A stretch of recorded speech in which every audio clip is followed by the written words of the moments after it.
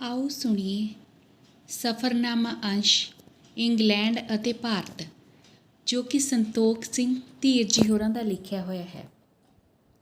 ਸੰਤੋਖ ਸਿੰਘ ਧੀਰ ਜੂਨ 1974 ਈਸਵੀ ਤੋਂ ਜੂਨ 1975 ਈਸਵੀ ਤੱਕ ਲਗਭਗ 1 ਸਾਲ ਇੰਗਲੈਂਡ ਵਿੱਚ ਰਹੇ।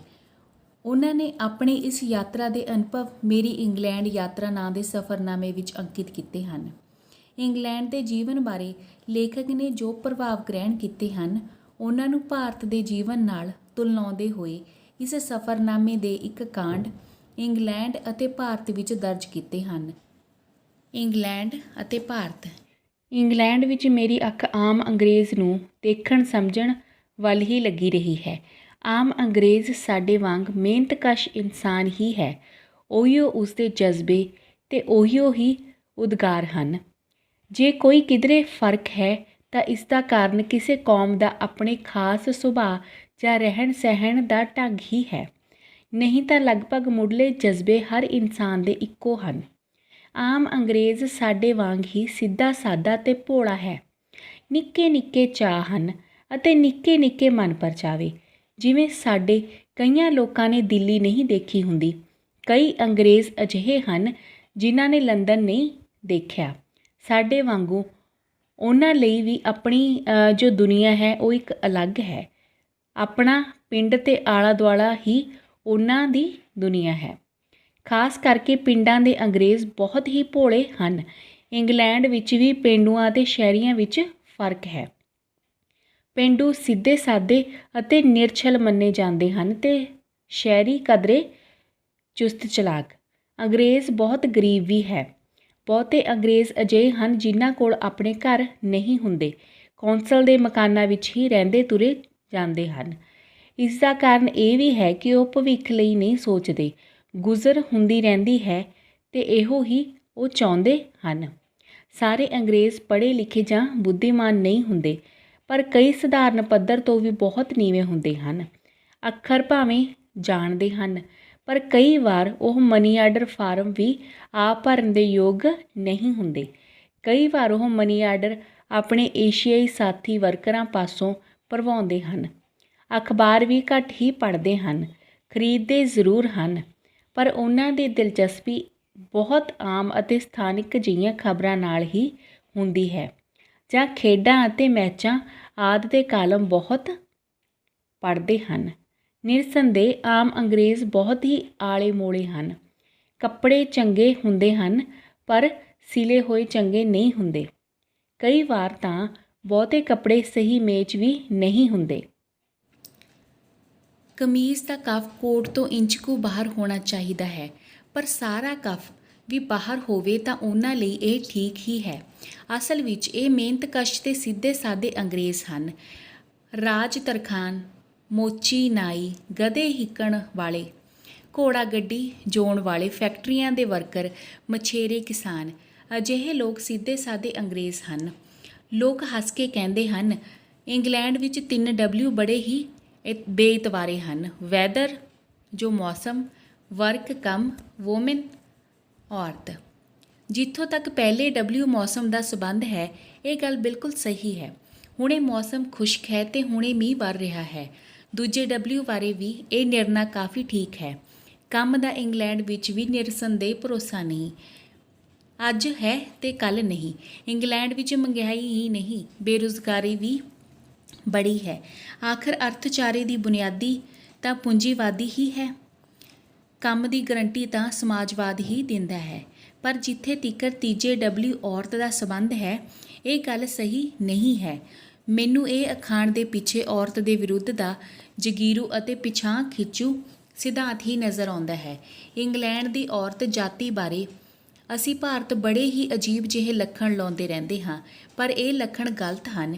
ਇੰਗਲੈਂਡ ਦੀ ਔਰਤ ਉਸੇ ਤਰ੍ਹਾਂ ਹੀ ਸੁਘੜ ਅਤੇ ਸੁਸ਼ੀਲ ਹੈ ਜਿਵੇਂ ਭਾਰਤੀ ਨਾਰੀ। ਉਸੇ ਤਰ੍ਹਾਂ ਇੰਗਲੈਂਡ ਦੀ ਔਰਤ ਬੱਚੇ ਪੈਦਾ ਕਰਦੀ ਤੇ ਉਹਨਾਂ ਦੀ ਪਾਲਣਾ ਕਰਦੀ ਹੈ। ਉਹ ਬੜੀ ਚੰਗੀ ਮਾਂ ਵੀ ਹੈ ਤੇ ਬੜੀ ਚੰਗੀ ਪਤਨੀ ਵੀ। ਉਹ ਧੀ ਵੀ ਹੈ ਤੇ ਭੈਣ ਵੀ।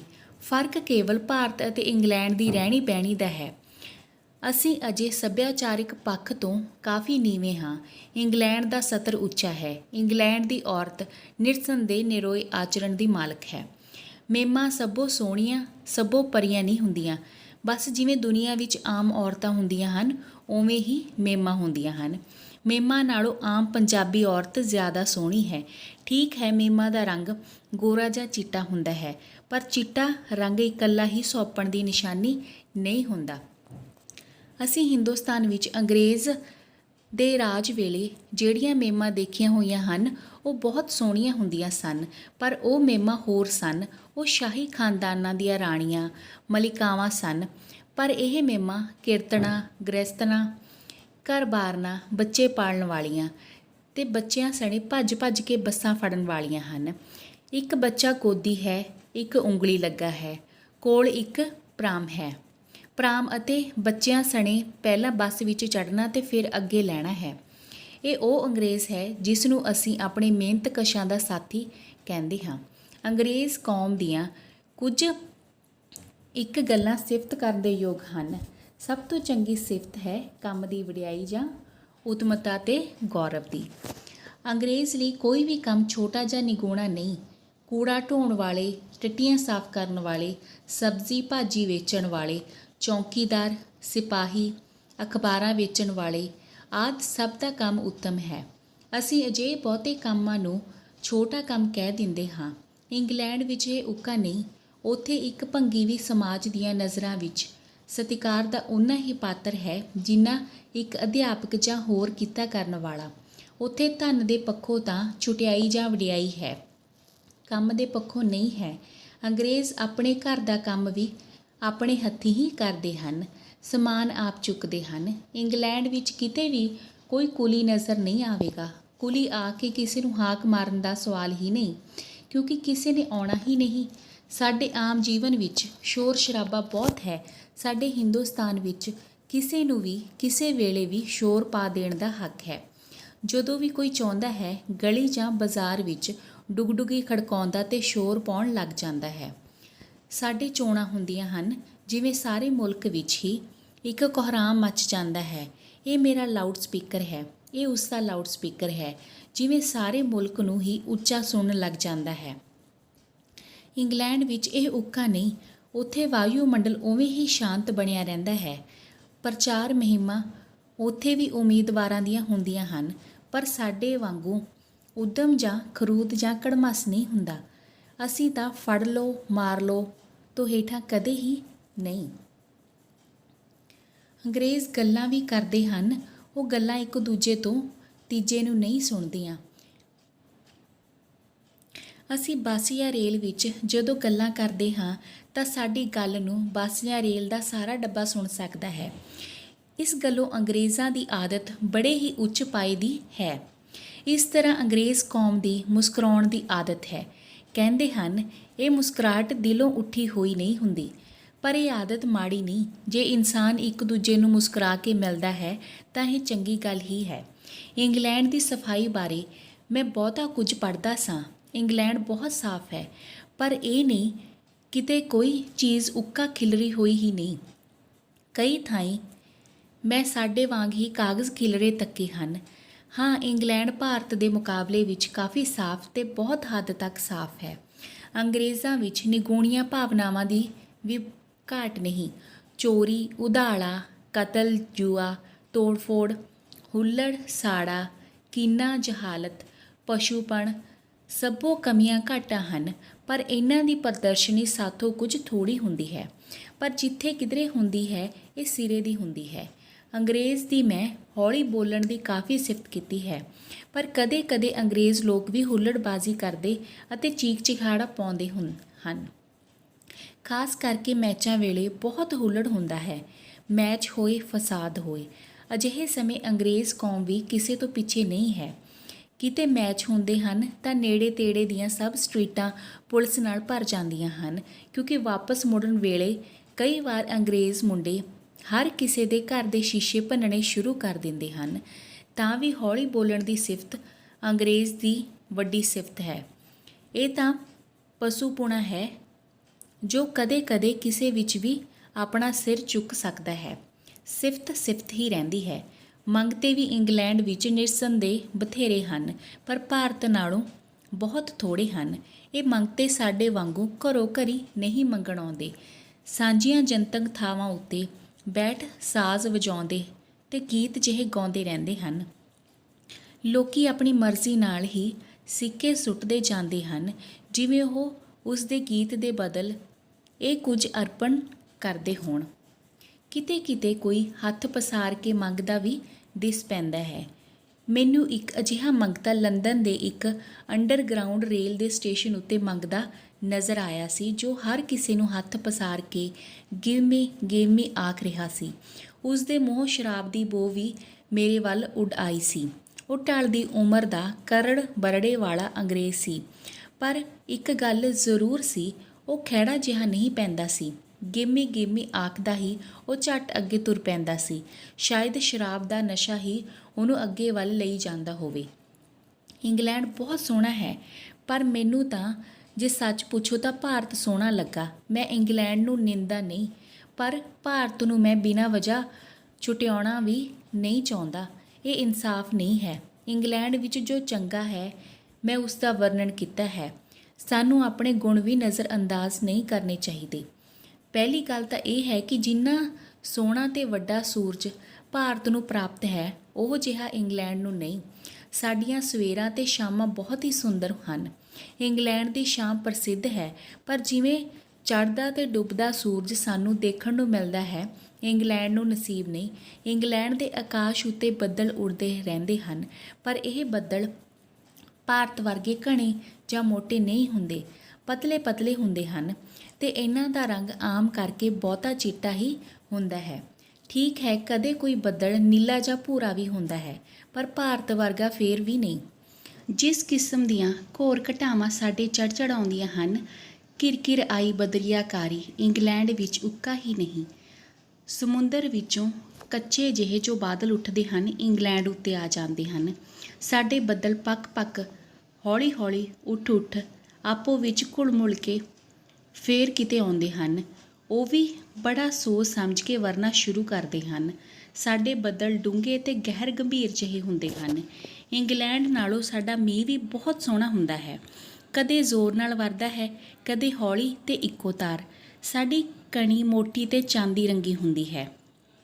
ਇੰਗਲੈਂਡ ਦੀ ਕਣੀ ਆਮ ਕਰਕੇ ਮੱਖੀ ਤੇ ਮੱਛਰ ਦੇ ਵਿਚਕਾਰ ਦੀ ਬਹੁਤੀ ਹੁੰਦੀ ਹੈ।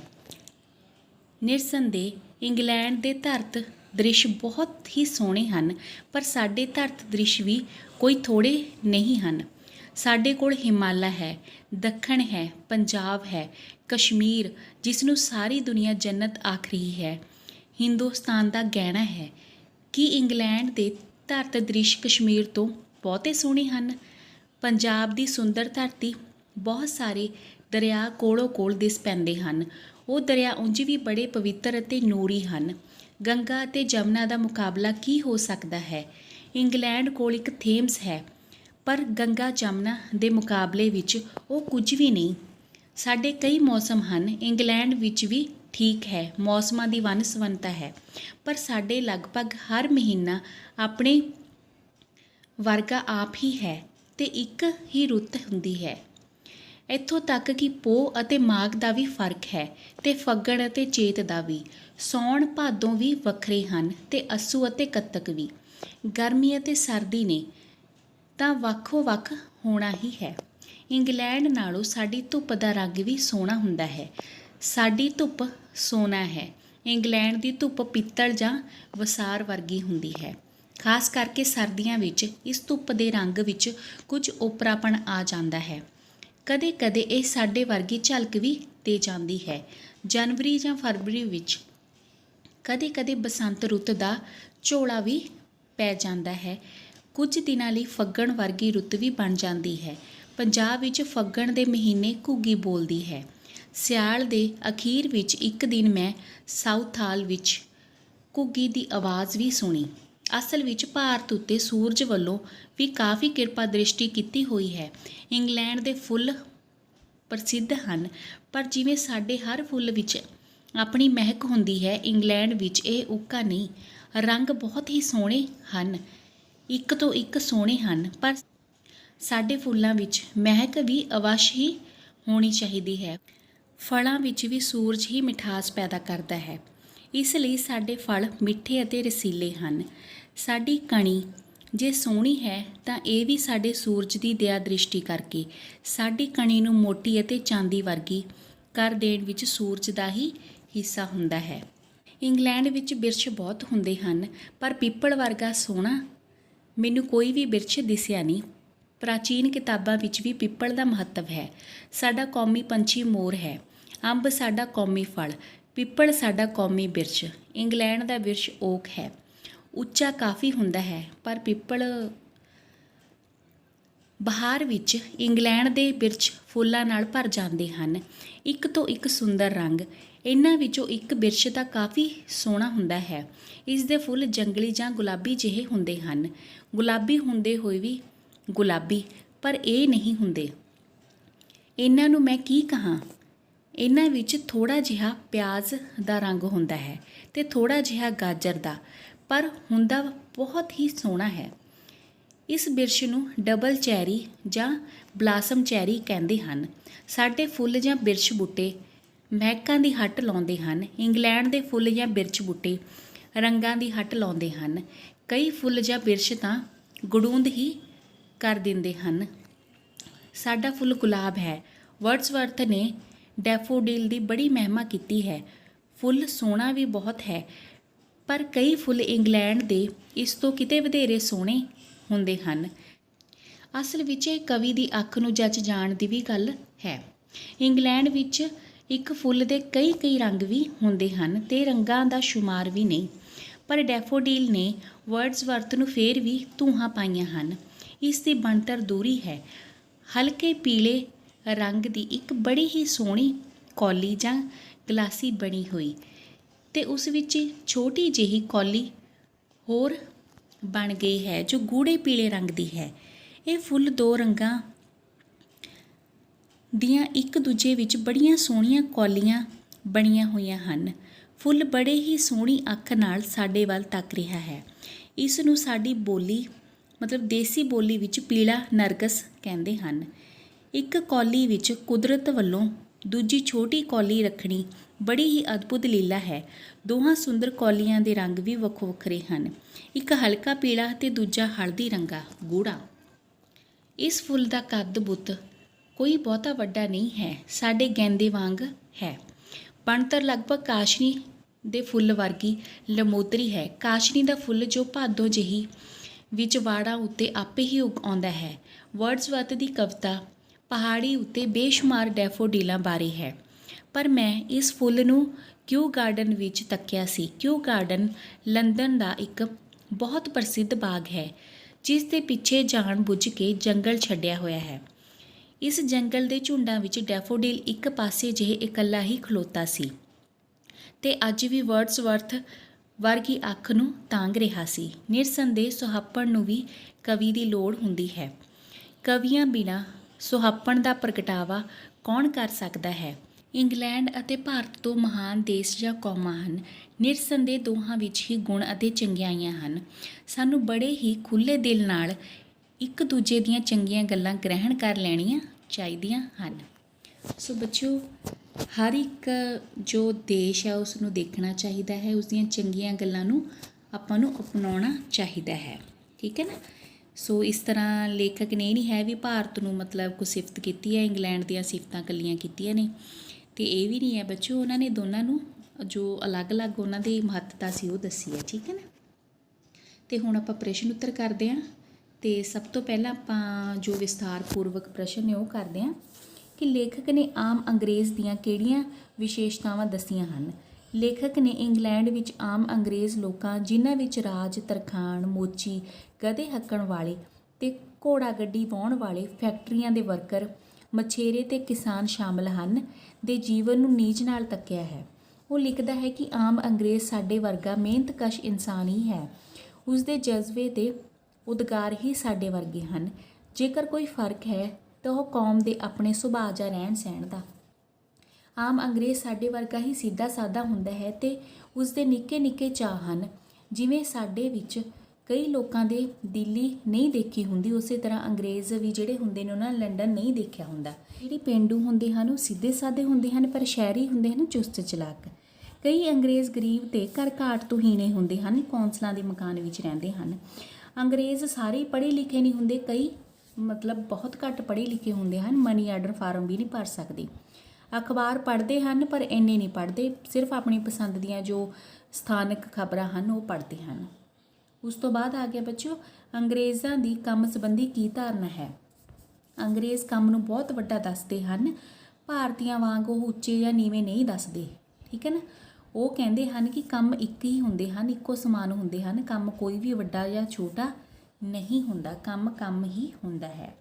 ਉਸ ਤੋਂ ਬਾਅਦ ਅੰਗਰੇਜ਼ ਅਤੇ ਭਾਰਤੀ ਔਰਤ ਬਾਰੇ ਲੇਖਕ ਨੇ ਕੀ ਲਿਖਿਆ ਹੈ। ਲੇਖਕ ਕਹਿੰਦਾ ਕਿ ਜਿਹੜਾ ਇੰਗਲੈਂਡ ਦੀਆਂ ਔਰਤਾਂ ਹਨ ਨਾ ਉਹ ਵੀ ਭਾਰਤ ਵਰਗੀਆਂ ਹੀ ਹਨ, ਵੀ ਉਹੀ ਸੁਘੜ ਸਿਆਣੀਆਂ ਆਪਣੇ ਬੱਚਿਆਂ ਨੂੰ ਪਾਲਦੀਆਂ ਨੇ, ਰਹਿਣੀ ਵਹਿਣੀ ਰੱਖਦੀਆਂ ਨੇ, ਠੀਕ ਹੈ ਨਾ।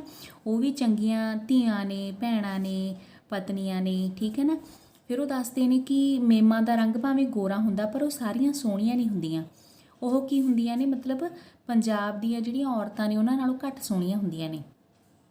ਇੰਗਲੈਂਡ ਵਿੱਚ ਜਿਹੜੀਆਂ ਮੇਮਾਂ ਮਤਲਬ ਆਪਾਂ ਦੇਖੀਆਂ ਨੇ ਵੀ ਉਹ ਸ਼ਾਹੀ ਖਾਨਦਾਨਾਂ ਦੀਆਂ ਨੇ ਜੋ ਇੱਥੇ ਪਹਿਲਾਂ ਰਹਿੰਦੀਆਂ ਸਨ, ਪਰ ਜੋ ਆਮ ਮੇਮਾਂ ਹੁੰਦੀਆਂ ਹਨ ਉਹ ਕੰਮ ਕਰਨ ਵਾਲੀਆਂ, ਘਰ ਰਹਿਣ ਵਾਲੀਆਂ, ਠੀਕ ਹੈ, ਤੇ ਬੱਚੇ ਪਾਲਣ ਵਾਲੀਆਂ, ਬੱਸਾਂ ਦੇ ਪਿੱਛੇ ਭੱਜਣ ਵਾਲੀਆਂ, ਉਹ ਸਾਰੀਆਂ ਹੁੰਦੀਆਂ ਹਨ। ਲੇਖਕ ਨੇ ਅੰਗਰੇਜ਼ ਕੌਮ ਦੀਆਂ ਕਿਹੜੀਆਂ-ਕਿਹੜੀਆਂ ਸਿਫਤਾਂ ਕੀਤੀਆਂ ਹਨ, ਕਿਹੜੀਆਂ ਵੱਡੀਆਂ ਸਿਫਤਾਂ ਕੀਤੀਆਂ ਹਨ। ਲੇਖਕ ਦੱਸਦਾ ਹੈ ਕਿ ਅੰਗਰੇਜ਼ ਕੌਮ ਸਭ ਤੋਂ ਵੱਡੀ ਸਿਫਤ ਦੀ ਗੱਲ ਉਹਨਾਂ ਦੀ ਇਹ ਹੈ ਕਿ ਕੋਈ ਵੀ ਵੱਡਾ ਛੋਟਾ ਨਹੀਂ ਸਮਝਦੇ ਕਿਸੇ ਨੂੰ, ਕੰਮ ਦੀ ਕਦਰ ਕਰਦੇ ਨੇ ਉਹ, ਚਾਹੇ ਕੋਈ ਵੀ ਹੋਵੇ ਕੰਮ ਇੱਕੋ ਹੀ ਹੈ, ਠੀਕ ਹੈ ਨਾ। ਤੇ ਕੰਮ ਨੂੰ ਛੋਟਾ ਵੱਡਾ ਨਹੀਂ ਮੰਨਦੇ, ਜਾਤ ਪਾਤ ਦਾ ਵਿਤਕਰਾ ਨਹੀਂ ਕਰਦੇ।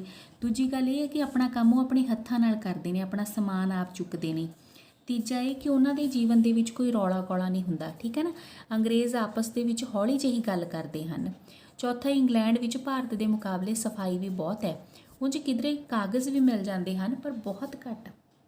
ਉਸ ਤੋਂ ਬਾਅਦ ਲੇਖਕ ਨੇ ਇੰਗਲੈਂਡ ਅਤੇ ਭਾਰਤ ਵਿੱਚ ਪ੍ਰਕਿਰਤੀ ਦੀਆਂ ਜੋ ਵਿਚਾਰ ਹਨ ਉਹਨਾਂ ਨੂੰ ਕਿੱਦਾਂ ਪੇਸ਼ ਕੀਤਾ ਹੈ, ਠੀਕ ਹੈ ਨਾ। ਲੇਖਕ ਨੇ ਇੰਗਲੈਂਡ ਦੇ ਕੁਦਰਤੀ ਵਾਤਾਵਰਨ, ਮੌਸਮਾਂ ਦੀਆਂ ਗੱਲਾਂ, ਬੱਦਲਾਂ ਦੀਆਂ ਗੱਲਾਂ, ਮੀਂਹ ਦੀਆਂ ਗੱਲਾਂ, ਫੁੱਲਾਂ ਫਲਾਂ ਰੁੱਖਾਂ ਦੀਆਂ ਗੱਲਾਂ ਅਤੇ ਸਮੁੱਚੇ ਤੌਰ 'ਤੇ ਭਾਰਤ ਦੀ ਪ੍ਰਕਿਰਤੀ ਨੂੰ ਇੰਗਲੈਂਡ ਦੀ ਪ੍ਰਕਿਰਤੀ ਨਾਲੋਂ ਵਧੇਰੇ ਸੁੰਦਰ ਦੱਸਿਆ ਹੈ। ਉਹ ਲਿਖਦਾ ਹੈ ਕਿ ਇੱਥੋਂ ਦਾ ਸੂਰਜ, ਜੋ ਭਾਰਤ ਦਾ ਸੂਰਜ ਹੈ ਨਾ, ਬਹੁਤ ਵੱਡਾ ਸੂਰਜ ਹੈ। ਸ਼ਾਮਾਂ ਵੀ ਇੰਗਲੈਂਡ ਦੇ ਨਾਲੋਂ ਬਹੁਤ ਸੋਹਣੀਆਂ ਹਨ, ਰੁੱਤਾਂ ਆਪਣੇ ਬਹੁਤ ਸੋਹਣੀਆਂ ਆਉਂਦੀਆਂ ਹਨ, ਪਰ ਉੱਥੇ ਬੱਦਲ ਵੀ ਕੋਈ ਬਹੁਤ ਵਧੀਆ ਨਹੀਂ ਹੁੰਦੇ, ਆਪਣੇ ਬੱਦਲ ਬਹੁਤ ਸੋਹਣੇ ਹੁੰਦੇ ਹਨ। ਉੱਥੇ ਇੰਝ ਲੱਗਦਾ ਵੀ ਸਮੁੰਦਰ 'ਚ ਉੱਠ ਕੇ ਬੱਦਲ ਉਂਝ ਹੀ ਵਰਨ ਲੱਗ ਜਾਂਦੇ ਹਨ, ਪਰ ਆਪਣੇ ਕਾਲੀਆਂ ਘਟਾਵਾਂ ਬਹੁਤ ਸੋਹਣੀਆਂ ਲੱਗਦੀਆਂ ਹਨ। ਇੰਗਲੈਂਡ ਦਾ ਜੋ ਧਰਤ ਦ੍ਰਿਸ਼ ਹੈ, ਮਤਲਬ ਧਰਤੀ ਦਾ ਦ੍ਰਿਸ਼ ਹੈ, ਉਹ ਦ੍ਰਿਸ਼ ਹੈ ਜਿਹੜਾ ਭਾਰਤ ਦਾ ਵੀ ਉਹ ਘੱਟ ਨਹੀਂ, ਭਾਵੇਂ ਉਹ ਸੁੰਦਰ ਹੈ ਪਰ ਭਾਰਤ ਦਾ ਵੀ ਬਹੁਤ ਸੁੰਦਰ ਹੈ। ਜਿਵੇਂ ਹਿਮਾਲਿਆ ਪਰਬਤ ਹੋ ਗਿਆ, ਦੱਖਣ ਹੋ ਗਿਆ, ਪੰਜਾਬ, ਕਸ਼ਮੀਰ ਬਹੁਤ ਸੁੰਦਰ ਨੇ। ਦਰਿਆਵਾਂ ਬਹੁਤ, ਜਿਹੜੇ ਦਰਿਆ ਨੇ ਆਪਣੇ ਬਹੁਤ ਸੋਹਣੇ ਨੇ, ਰੌਣਕ ਲਾਈ ਹੋਈ ਹੈ ਇਹਨਾਂ ਨੇ।